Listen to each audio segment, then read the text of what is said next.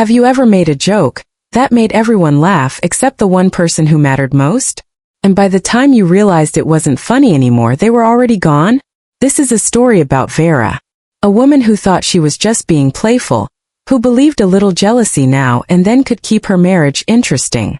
But what started as innocent teasing turned into a habit, a slow-winning pattern of mockery, mistrust, and public humiliation, until the man she thought would never leave stood up, walked out, and never came back.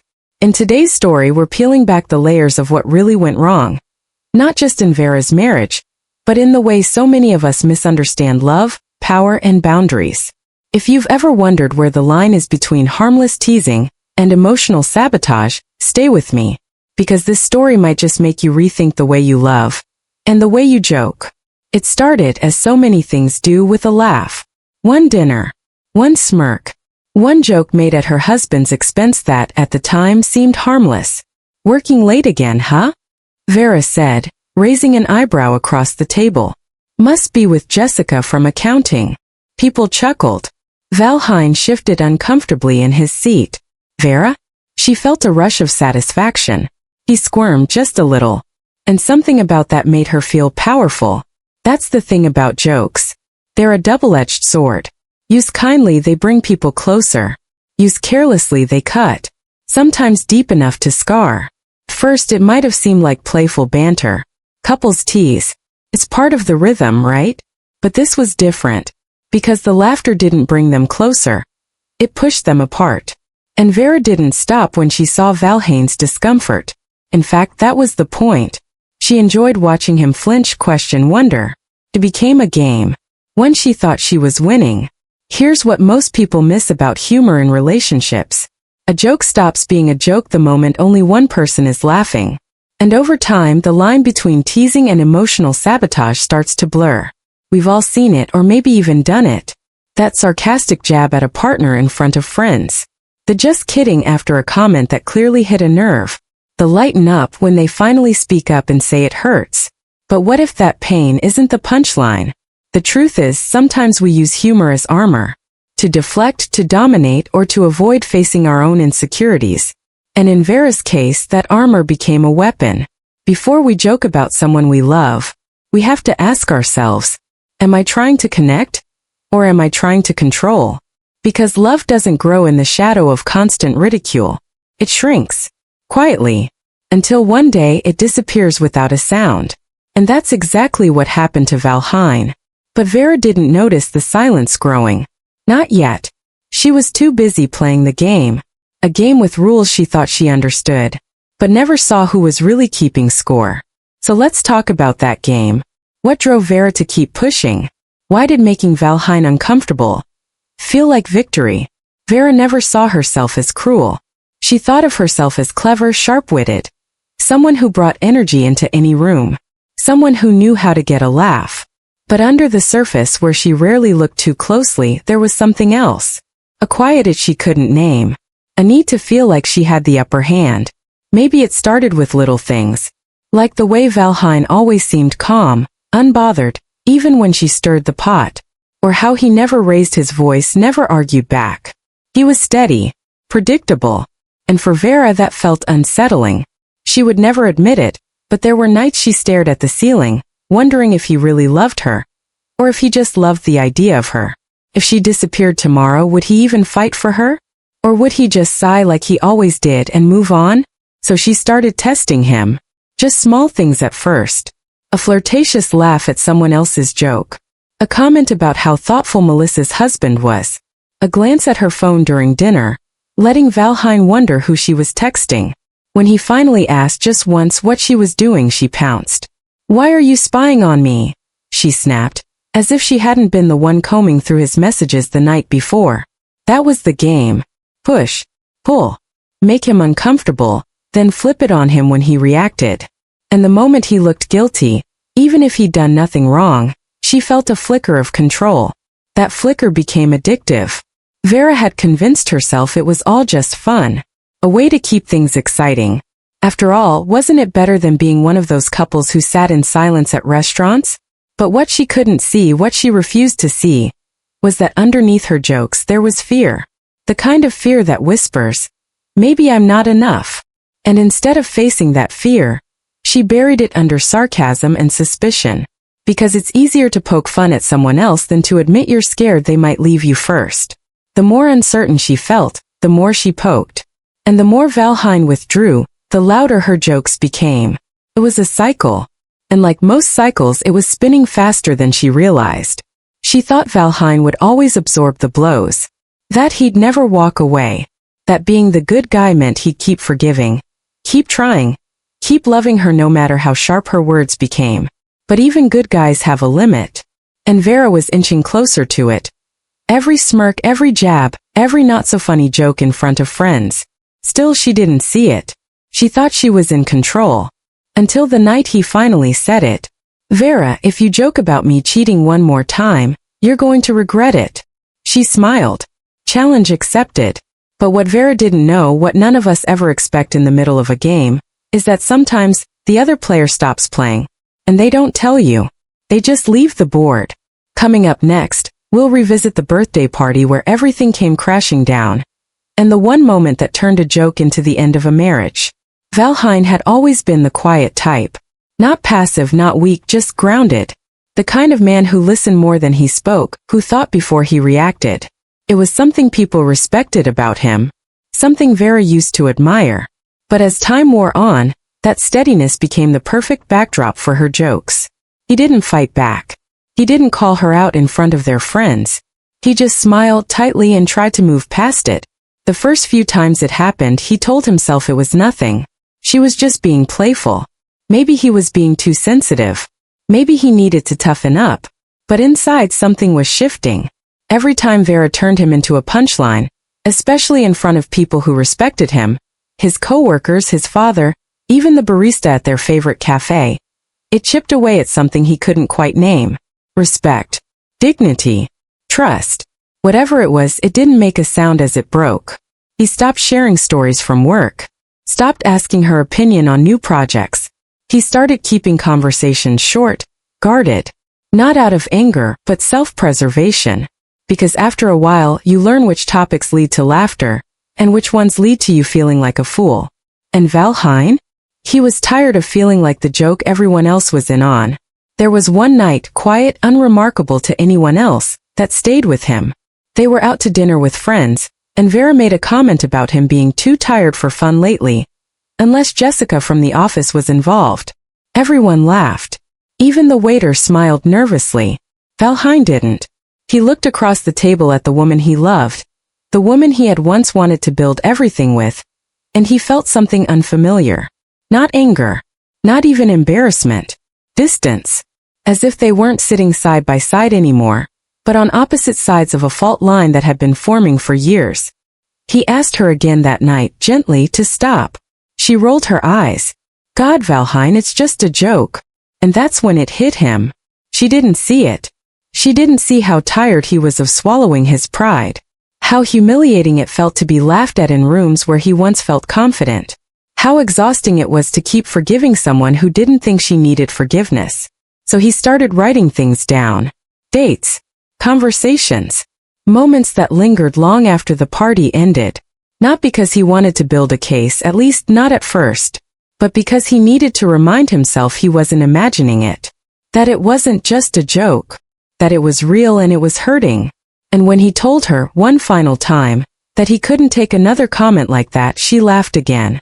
He didn't say anything in return. But something inside him quietly shut off. From that moment on, Valheim stopped reacting. He stopped explaining. He started planning. Not out of revenge, but because even a good man, even a patient one, eventually learns when it's time to protect his peace. And when Verra handed him the perfect excuse, an elaborate public prank at his own birthday party, he didn't fight. He simply walked away. And in doing so, he reclaimed the part of himself that had been fading for far too long. But Verra didn't know that yet. She was still smiling. Still waiting for the punchline. Still thinking this was just another round in a game she believed she was winning. Until the candles were lit. The guests were gathered. And the final joke was ready to be told. Let's go back to that night. To the party that was supposed to fix everything. And ended up breaking it all. Verra never thought of herself as abusive. The word felt too heavy, too serious. It belonged to other people, people who screamed, who broke things, who left bruises. Not her. She was witty, charming, the kind of woman who could light up a room with a single punchline. So when Valheim tried to tell her how the jokes made him feel, she didn't just brush it off. She turned it back on him. Why are you being so sensitive? It's just a joke, everyone else laughs. Maybe you're hiding something. Is that why you're so defensive? And each time Valheim would pause, caught between hurt and confusion, unsure whether he was overreacting or being manipulated. Verra called it teasing, but what she was doing had a name. She just didn't want to say it out loud. It's not easy to admit that your jokes have become weapons. That sarcasm used often enough can sound a lot like contempt. And when you constantly deny someone's reality, laughing when they're hurt, shifting the blame when they speak up, eventually they stop trusting their own feelings. That's what happened to Valheim. He began second-guessing himself, wondering if maybe he really was too uptight. If maybe he was boring. If maybe, just maybe, he deserved to be the punchline. Verra, of course, didn't see it that way. She saw a man who didn't know how to take a joke. A man who used to adore her sass, and now acted like it was a personal attack. She told herself he was changing, becoming cold, distant, hard to talk to. But in truth, he was just tired of pretending that everything was fine. Because it's not the yelling that breaks people. It's the slow, quiet unraveling of trust. The way a smile can carry a sting. The way "I'm kidding" becomes a shield to say things you don't want to take responsibility for. Verra used humor to cover her insecurities. Valheim used silence to survive them. By the time she realized what she'd been doing, the damage had already settled in like dust, quiet, weightless, but everywhere. And yet, even then, she believed one grand gesture could fix it. One party, one prank, one moment of chaos that would somehow bring them back together. She had no idea the joke she was planning would be the final straw. No idea that Valheim wasn't angry anymore, just done. Because once a person has to defend their pain more than once, they eventually stop trying to explain. They start planning their exit. And Verra had just given Valheim every reason he needed to leave with his dignity intact. The stage was set. The texts were sent. The cake was waiting. And so was Travis with his smug grin and gift bag. But this time no one was going to laugh. Not even Verra. Melissa had been there since the beginning. She was there when Valheim proposed, teary-eyed and awkward with the ring box upside down. She helped Verra pick out her wedding dress, stayed up late organizing the seating chart, even gave the toast at the reception. They weren't just friends. They were sisters in everything but blood. So when the teasing started, Melissa laughed along. First, "It's just Verra being Verra," she'd tell Valheim quietly when he looked uncomfortable. "She doesn't mean anything by it." But over time Melissa stopped laughing. There was something sharp in Verra's voice now. Something that didn't sound like playfulness anymore. At a dinner one night, Verra joked that Valheim was probably texting his girlfriend under the table. She said it with a smile, but Melissa saw Valheim's hand pause halfway to his glass. The flicker in his eyes. The way he didn't finish his drink afterward.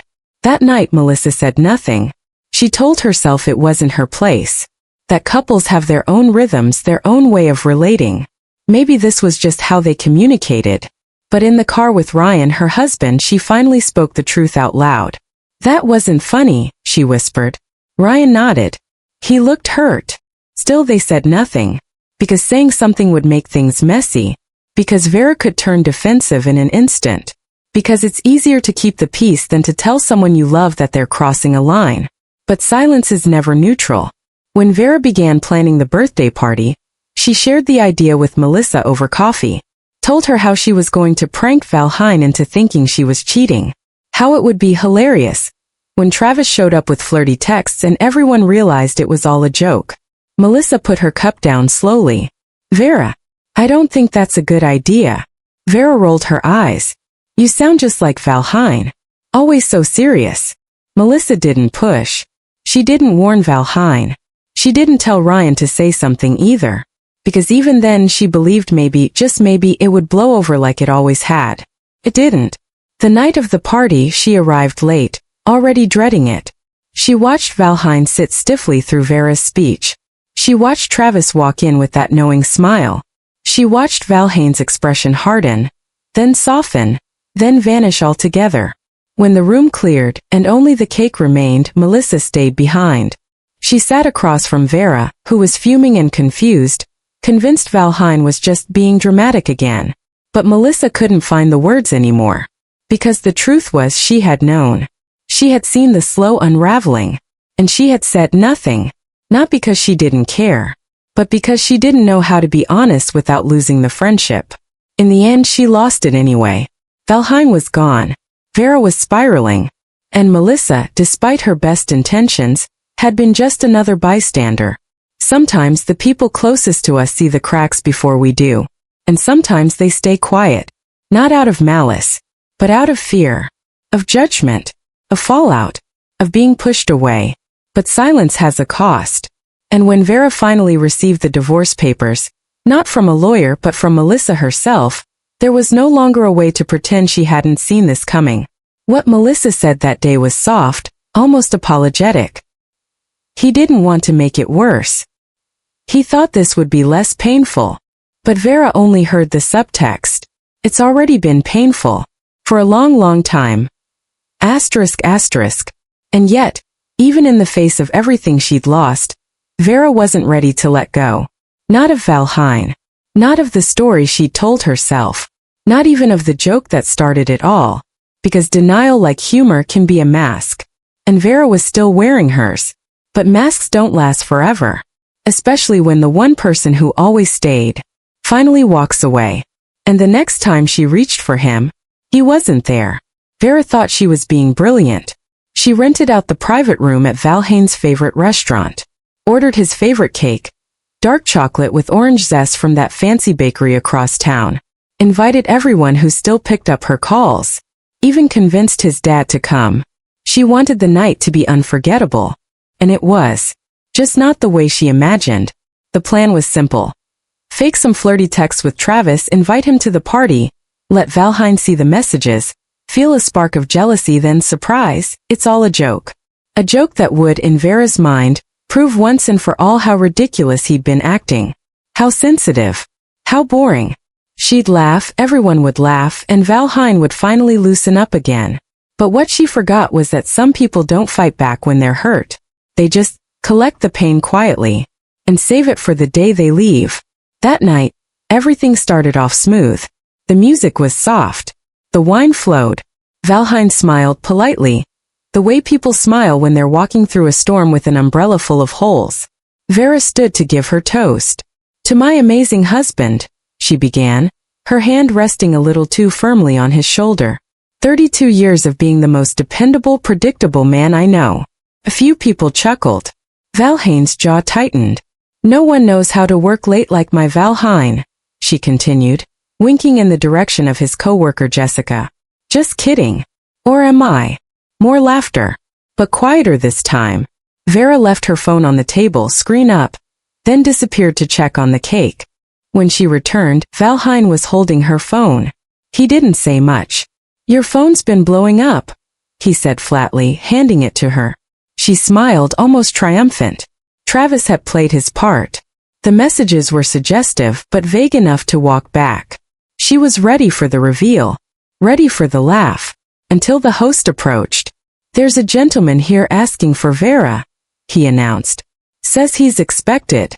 And in walked Travis. Gift bag in hand. Smug, charming grin. Looking like the punchline of a joke no one wanted to hear.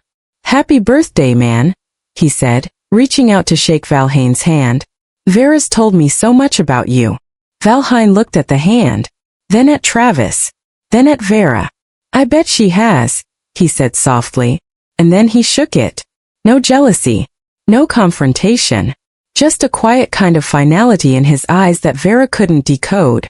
She tried to recover. "This is Travis, a friend from work." Just part of the surprise.